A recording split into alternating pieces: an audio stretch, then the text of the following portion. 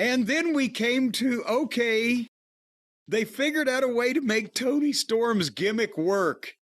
They actually put her in a movie. There was Lexi Nair. At least it wasn't Marvez. Good God. With Ash Avildsen, our friend, the director,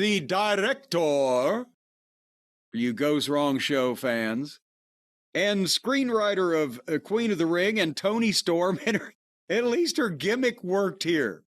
She legitimately is a movie star in a movie, but she did her accent, and Ash did a bit with her, and I don't really know how to even paraphrase this or describe it in any way otherwise than they were plugging the movie and Toni Storm was doing her gimmick. She's very good at the gimmick. Apparently they did some kind of angle on one of the red carpets for the movie where Mariah may attack Toni Storm. Yes, and the blood is what turned the carpet red. What are your thoughts on that, though? Are you for that or against that? The idea if you have a wrestler who's in a movie and she's going to be doing red carpet events, doing an angle in front of all the media, that would be... Well, I'm never against, under the right circumstances, I'm never against the concept of doing an angle. No matter where the time or place, it has to be depending on what the angle is and who's in it. However, having said that, before I would validate this, I might have to see the angle. Just to, again, Toni Storm had something with this until it just went too far. Would that be just a catch-all phrase? It's, well, the thing, hold on, they did another thing here in a few minutes. Let's just talk about that. Because Renee Moxley-Good was sitting down with Maria May and Toni Storm later on. And as soon as Renee says, thank you guys for sitting down here today and agreeing to no physicality, Maria stands up and just spits in Toni Storm's face. And then Toni says, it's nice to know you still care. Otherwise, she doesn't move a muscle.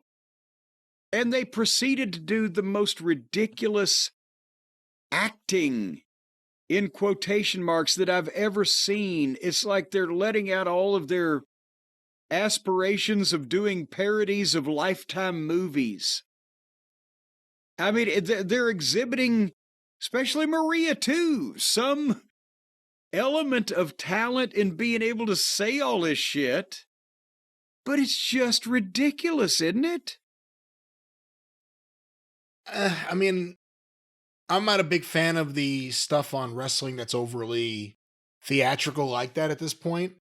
Toni Storm is more committed than most, and her stuff tends to be... should be committed. Her stuff's over until the bell rings, and she's good in the ring. I'm not saying she isn't, but, they still haven't been able to overcome, for the most part, the fan apathy in AEW when the women are in the ring. But her gimmick's over, and her personality and promos are over. She got a big pop when she revealed that she was still timeless. Maybe they could make Ash like her full-time director. You have Ash following her around and telling her what to do. I don't know. I think he's got a better chance with Queen of the Ring winning an Oscar in that respect. But and is that the thing? Is it that the stuff that's going to get over in AEW now is basically the silly wrestling because they are down to that indie audience that just wants silly fucking wrestling, and that's what they've got, and that's all they're going to get? And that's the point of this show that we're continuing to talk about is I think that there's nobody they can sign to make a difference. I don't see any genius angle that they can come up with or match that they can promote that's going to make any difference to spike anything. Can you? And I don't even know if that's their biggest problem. I think the bigger problem is that long-term, WWE is doing everything they can to lock down the industry away from Tony Khan. Everything. I mean, I'm talking about infiltrating podcasts. I'm talking about doing everything they can, locking down indie talent at the most basic of levels, locking down schools. They're doing everything they can. Churches. Again, what do you do in a wrestling war? With the NWA versus Georgia, they never ran out of talent. the NWA. Georgia did.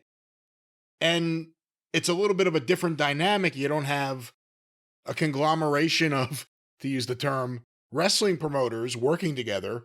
You just have one with a lot of money and a desire to own everything in the space.